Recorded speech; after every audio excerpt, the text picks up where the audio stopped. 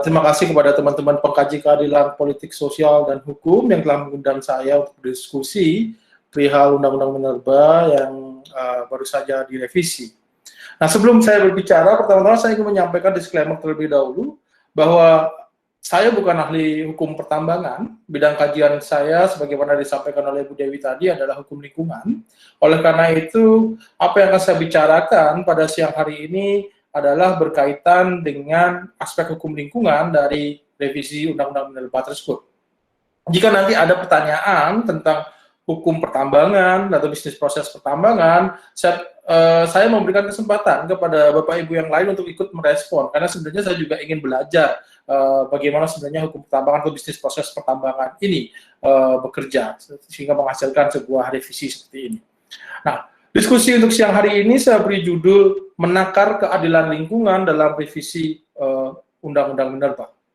Konsep keadilan lingkungan atau environmental justice yang saya gunakan ini sebenarnya berangkat dari sebuah konsep yang sudah muncul dari proses sejarah di era 80-an di Amerika Serikat yang ditandai dengan perjuangan bangsa kulit berwarna atau people of color, khususnya komunitas kulit hitam, dalam melawan distribusi yang tidak adil terhadap dampak dari pembuangan limbah B3 di tempat tersebut.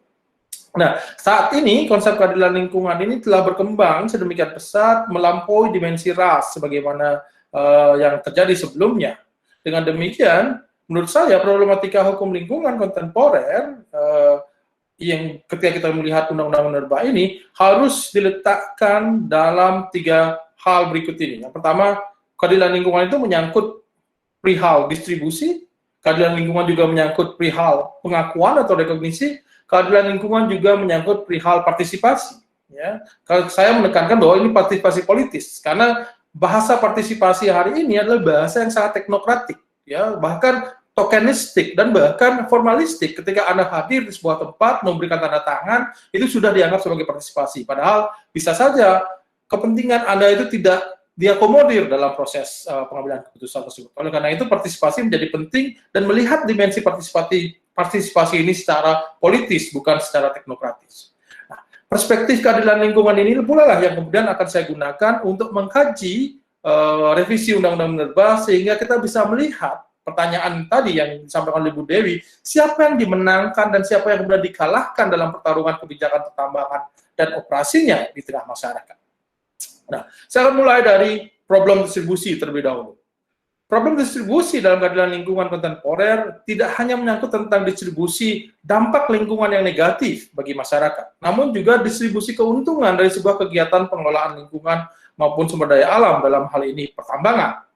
Dalam distribusi inilah menjadi relevan kemudian kita membicarakan relasi kuasa dalam masyarakat, yang kemudian mempengaruhi bagaimana dampak dan keuntungan tersebut didistribusikan kepada masyarakat. Kita tahu bersama, di masyarakat relasi kuasanya itu terdistribusi tidak dengan imbang. Ya, ada yang kaya, ada yang miskin, ada yang korporasi yang memiliki jaringan sangat luas, bahkan transnasional, ada masyarakat yang bahkan tidak berpendidikan, masyarakat adat, dan sebagainya. Nah, kita harus meletakkan revisi undang-undang ini dalam perbedaan relasi kuasa ini, sehingga kita bisa melihat siapa yang akan dimenangkan dan siapa yang akan dikalahkan oleh revisi ini.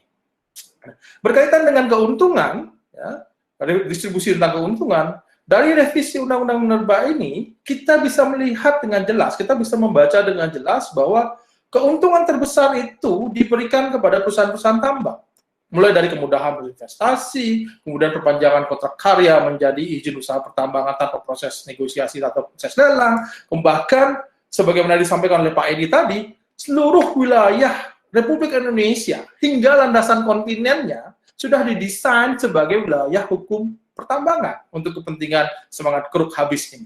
Jadi ada anekdot yang mengatakan bahwa kita tidak lagi hidup di negara kesatuan Republik Indonesia, tapi kita hidup di negara wilayah hukum pertambangan Republik Indonesia. Karena semua pada prinsipnya ruang yang ada teritori Indonesia ini bisa didesain menjadi wilayah hukum pertambangan. Kalau kita lihat definisi dari wilayah hukum pertambangan seluruhnya, ya, wilayah darat, laut, hingga landasan kontinen.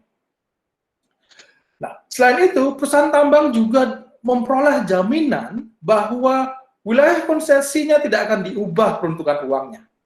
Hal ini dapat dilihat misalkan dari pasal 22A, pasal 31A, yang menyebutkan bahwa kesesuaian dengan pemanfaatan ruang menjadi salah satu kriteria untuk menetapkan wilayah izin usaha pertambangan, wilayah izin usaha pertambangan khusus, dan wilayah izin pertambangan rakyat. Selanjutnya, disebutkan juga bahwa pemerintah pusat dan pemerintah daerah menjamin tidak ada perubahan pemanfaatan ruang bagi kawasan konsesi pertambangan yang sudah ditetapkan sebagai wilayah usaha pertambangan. Permasalahannya dalam konteks hukum di sini adalah muncul kesan bahwa sekali sebuah wilayah konsesi tambang itu ditetapkan berdasarkan tata ruang yang berlaku saat itu, maka sifatnya dia kemudian menjadi suatu hal yang sakral untuk diubah dalam peraturan tata ruang sekalipun. Padahal penetapan awalnya merujuk pada tata ruang, tapi ketika dia sudah ditetapkan, tata ruang pun tidak bisa berubah. Jadi pertanyaannya, yang mana sebenarnya yang menjadi rujukan yang paling legitimate ketika terjadi konflik norma dalam hal ini? Apakah ketentuan tata ruang atau peraturan tata ruang yang merupakan regling atau peraturan yang sifat publik, atau sebenarnya status wilayah usaha pertambangan yang basisnya sebenarnya adalah izin yang merupakan keputusan tata usaha negara atau basic. Nah, ini menjadi permasalahan yang akan muncul, permasalahan legal yang akan muncul di kemudian hari. Sejak kapan kemudian basic itu tidak bisa diubah oleh regling? Kalau kita lihat Undang-Undang Penataan Ruang sendiri, Undang-Undang Penataan Ruang memberikan kemungkinan untuk mengubah atau meninjau aturan tata ruang itu setiap 5 tahun sekali, kecuali terjadi perubahan besar akibat bencana atau teritorial negara. Ya, dalam hal ini ketika terjadi bencana atau teritorial negara, tanpa harus menunggu 5 tahun, aturan tata ruang itu bisa diubah. Nah, katakanlah begini ilustrasinya. Jika terjadi bencana di sebuah wilayah konsesi tambang, misalnya wilayah konsesi tambang tersebut merupakan kawasan likuifaksi atau kawasan pembuburan tanah, dan kemudian terjadi bencana kawasan tersebut. Nah, jika kita menggunakan cara berpikir revisi Undang-Undang Minerba ini, wilayah konsesi tambang tersebut tetap tidak bisa diubah peruntukan ruangnya menjadi kawasan perlindungan bencana, padahal dia sudah bukan lagi kawasan pertambangan, karena sifatnya dia kawasan likuifaksi, dan ketika kawasan likuifaksi secara ruang dia harus ditetapkan sebagai kawasan lindung dalam konteks kebencanaan. Nah, ini yang permasalahan yang bisa muncul di kemudian hari. Dan pertanyaannya kemudian bagi pembuat undang-undang, apakah memang logika hukum ini yang ingin dibangun sebenarnya? Dengan memberikan jaminan bahwa ketika itu ditetapkan menjadi wilayah tambang, undang-undang tata ruang pun tidak boleh mengubah. Ini kan kemudian menjadi pertanyaan. Nah, selain itu, dalam naskah akademik, kalau kita baca naskah akademiknya, terutama di halaman 55, Bapak Ibu bisa membaca, di situ dinyatakan bahwa, kurung buka, usaha pertambangan mineral dan batu bara yang seringkali merugikan kepentingan masyarakat setempat, di mana masyarakat hanya menerima dampak negatif dan kegiatan pertambangan karena pejabat setempat memberikan izin tanpa sepengetahuan atau tanpa persetujuan masyarakat harus segera diatasi. Maksudnya adalah selama ini masyarakat sekitar tambang seringkali dirugikan, ya, hanya menerima dampak negatif. Hal ini disebabkan oleh ada pejabat yang mengeluarkan izin usaha pertambangan yang tidak mendapatkan persetujuan dari masyarakat dan bahkan tanpa sepengetahuan masyarakat. Namun kenyataannya kalau kita lihat di revisi Undang-Undang Minerba ini, justru pihak yang memberi izin dan menyalahgunakan kewenangan ini dihapuskan dari ancaman pidananya. Jadi criminal liability bagi pejabat yang mengeluarkan izin itu hilang. Ya. Hal ini dibuktikan dari hapusnya pasal 165 yang tadinya mengancam setiap orang yang mengeluarkan izin usaha pertambangan, izin pertambangan rakyat, izin usaha pertambangan khusus yang bertentangan dengan undang-undang dan menyalahgunakan kewenangan dengan ancaman sanksi pidana 2 tahun.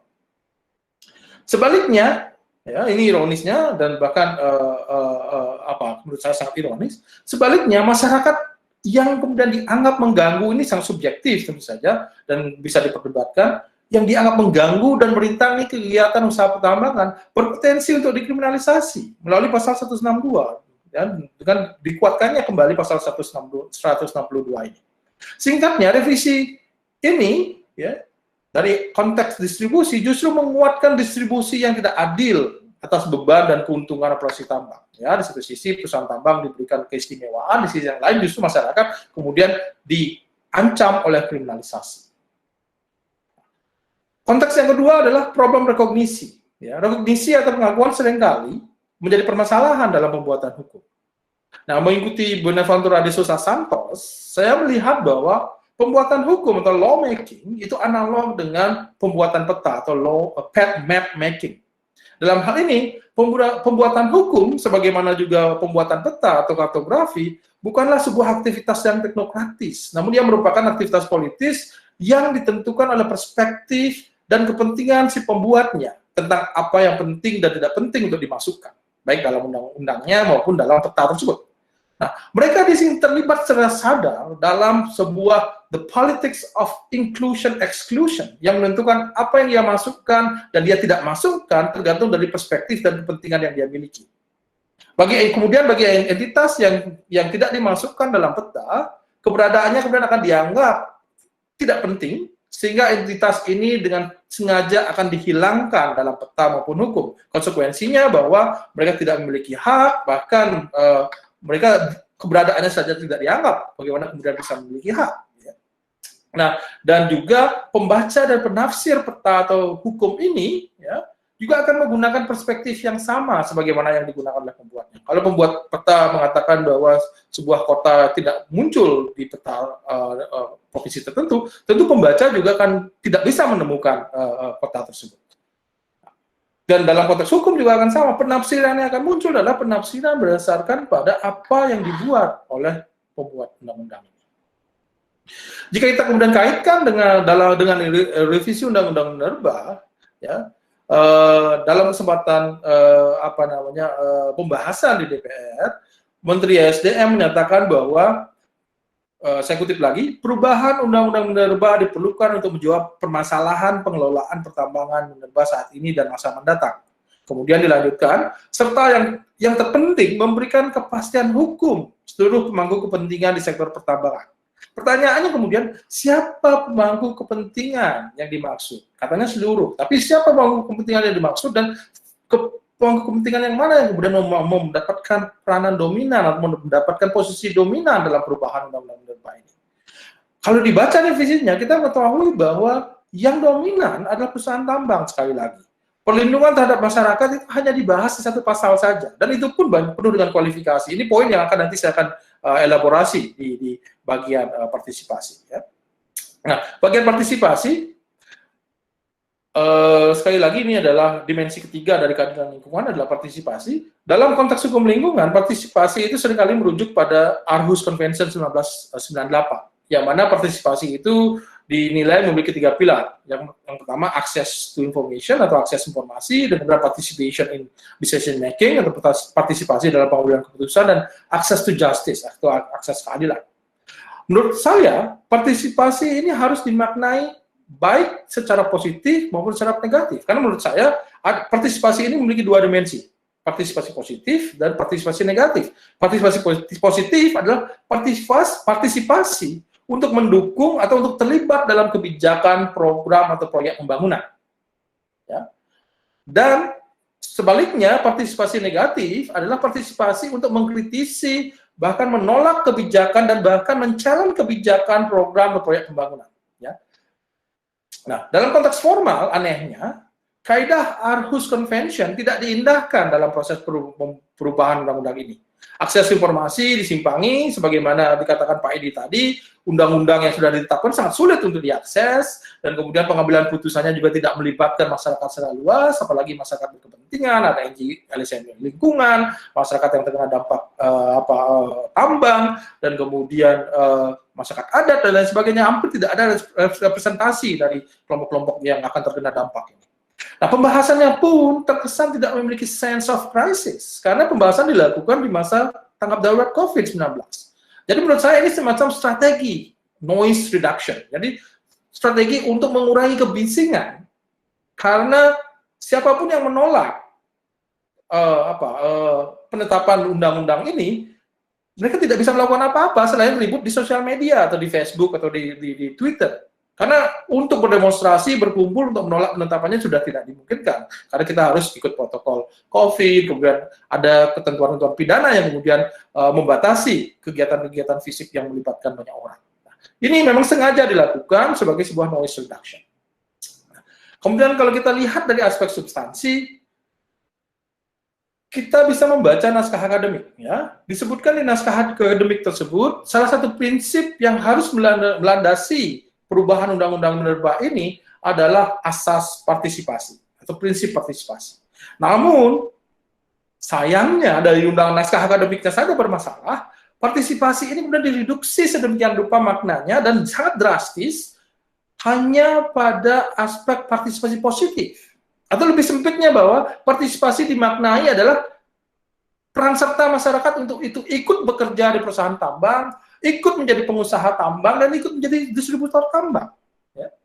Dan justru ini reduksi-reduksi yang terjadi di pertambangan ini. Jadi partisipasi hanya dimaknai, oke, kalau partisipasi ada apabila masyarakat itu setuju dengan perusahaan tambang dan ingin berpartisipasi menjadi pekerja di perusahaan tambang, menjadi pengusaha maupun jadi distributor tambang.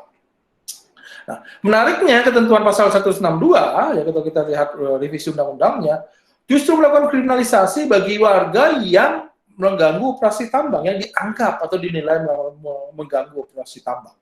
Nah, padahal dari perspektif keadilan lingkungan, gangguan, kemudian gangguan yang bisa bersifat demonstrasi, boikot, sejauh kemudian dia tidak melanggar hukum, ya, dan tidak dicari-carikan pasalnya, dia adalah bentuk dari partisipasi itu sendiri, atau yang saya katakan tadi itu adalah bentuk dari ekspresi atau partisipasi yang sifatnya negatif, ya, partisipasi untuk tidak terlibat, partisipasi untuk mengatakan tidak, partisipasi untuk menolak, dan partisipasi untuk men-challenge sebuah kebijakan, sebuah aturan, dan sebuah proyek pembangunan, ya.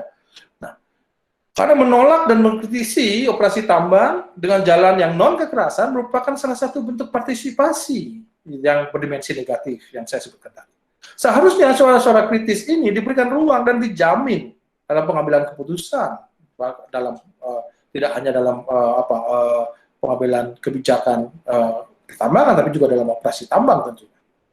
Nah, selanjutnya dalam pasal 6 Undang-Undang Minerba sebelum revisi disebutkan bahwa kewenangan pemerintah pusat dalam pengelolaan pertambangan mineral dan batu bara salah satunya adalah penyelesaian konflik masyarakat. Ya. Namun dalam revisi, kewenangan untuk menyelesaikan konflik dalam masyarakat ini yang berkaitan dengan perusahaan tambang, mineral, dan batu bara dihapuskan. Jadi kewenangan untuk menyelesaikan konflik dengan sengaja dihapuskan. Penghapusan ini, menurut penafsiran saya, menyiratkan beberapa hal. Pertama, dalam konteks pertambangan minerba, negara melalui pemerintah pusat telah dengan sadar tidak lagi meletakkan posisinya sebagai penengah atau sebagai aktor penengah meletakkan posisinya sebagai penengah bagi aktor yang sedang berkonflik. Padahal kalau kita lihat sifat atau karakter dari konflik minerba ini adalah konflik yang berdimensi struktural, yang mana ada relasi kuasa yang tidak seimbang antara aktor yang terlibat, antara masyarakat dengan perusahaan tambang.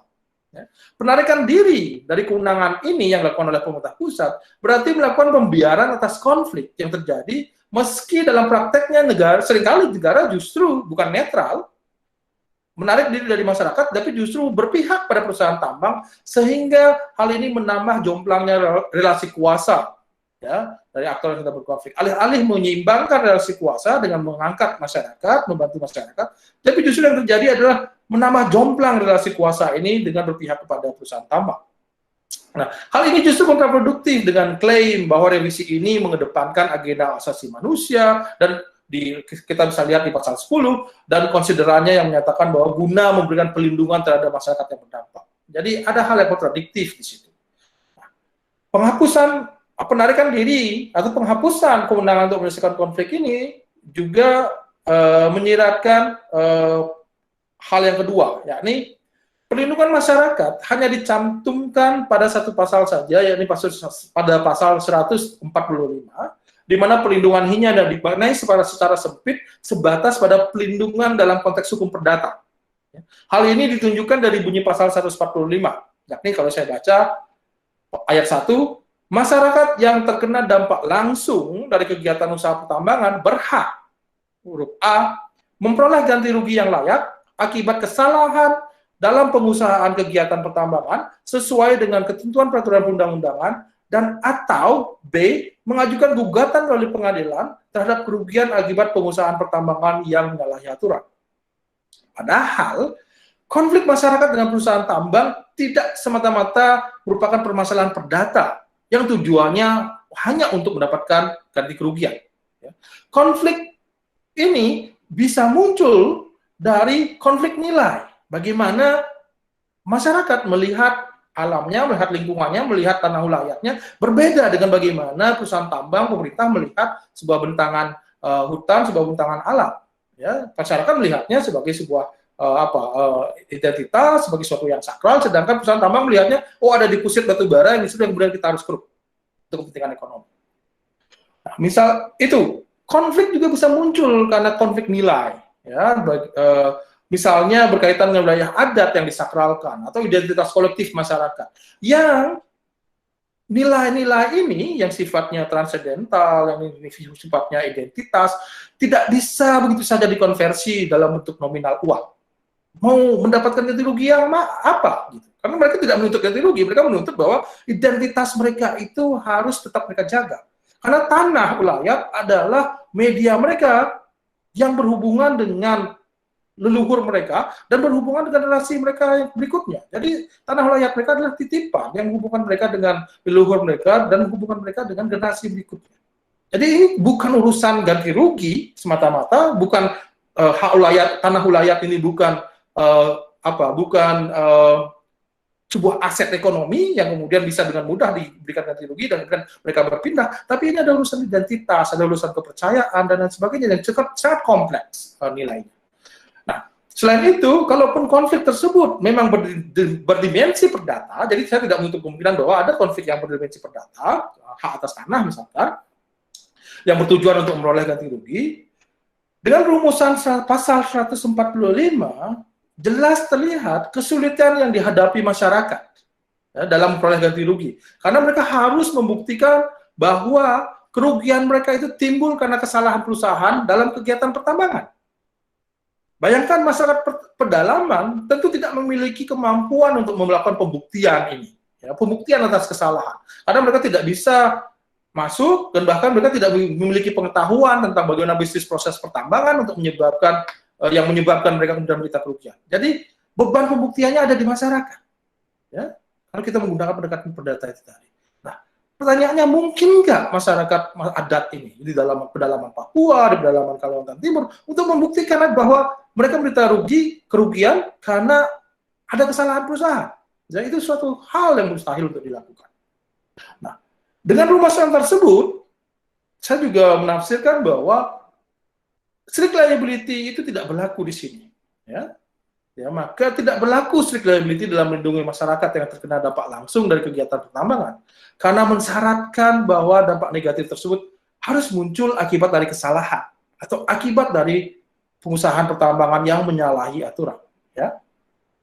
Nah, dan ini juga sejalan dengan sebagaimana anjuran di RUU Cipta Kerja atau Omnibus Bill yang akan menghapuskan strict liability dengan menghilangkan frase tanpa kesalahan. Jadi ada upaya yang paralel untuk melumpuhkan strict liability ini. Padahal masyarakat sangat membutuhkan strict liability, di mana masyarakat akan kesulitan untuk membuktikan bahwa kerugian mereka disebut dikarenakan kesalahan dari pihak tergugat. Nah, penafsiran ketiga adalah perlindungan tersebut dapat diperoleh dengan jalan negosiasi antara mereka yang berkonflik, antara masyarakat dengan perusahaan tambang, atau dengan mengajukan gugatan melalui pengadilan. Ya, karena mereka punya hak untuk mendapatkan ganti kerugian, haknya itu diperoleh melalui kamu urus sendiri negosiasinya dengan perusahaan tambang, atau kamu gunakan jalur pengadilan. Nah, dalam posisi kuasa yang tidak setara atau tidak seimbang ini, sebagaimana saya ceritakan di awal, antara pihak yang berkonflik, akan sulit menghasilkan keputusan atau negosiasi yang adil. Sedangkan negara di sini tidak hadir untuk menyeimbangkan relasi kuasa ini. Pilihan selanjutnya adalah menggunakan pengadilan. Pembuat undang-undang berasumsi bahwa pengadilan merupakan forum yang netral yang akan memutuskan berdasarkan fakta dan peraturan undang-undangan. Saya rasa itu hanya mitos. Nah, critical studies juga percaya bahwa itu mitos. Realisme hukum juga percaya bahwa itu mitos. Nyatanya bahwa pengadilan adalah arena pertarungan di mana kemenangan dalam pertarungan akan ditentukan oleh kapital. Ya, entah kapital ekonomi, financial capital, social capital, ya, atau cultural capital yang dimiliki oleh para aktor yang sedang bertarung ini. Dan juga ditentukan oleh paradigma hakim. Kalau di Amerika Serikat ada hakim yang memang berparadigma liberal, ada hakim berparadigma konservatif, ada hakim yang berparadigma progresif. Ini akan menentukan bagaimana putusan itu dihasilkan. Ya. Jadi kita tidak bisa berasumsi bahwa pengadilan itu yang akan menyelesaikan semuanya dan memberikan mendeliver keadilan bagi kelompok masyarakat yang termarginalkan dalam undang-undang minerba ini. Nah, berdasarkan pada pemaparan tersebut, saya kemudian berkesimpulan bahwa dari perspektif keadilan lingkungan, revisi undang-undang minerba ini justru akan menambah kompleksnya permasalahan sosial dan lingkungan dari operasi pertambangan. Di satu sisi, perusahaan tambang diberikan keistimewaan sedemikian besar, di sisi yang lain dan masyarakat hanya mendapatkan perlindungan perdata semata, dan itu pun akan sulit untuk memperolehnya.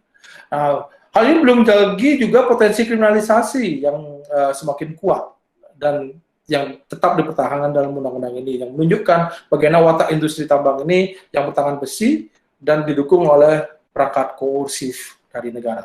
Saya rasa saya berhenti sampai di situ, Bu Dewi, silakan. Terima kasih, Bapak Ibu sekalian.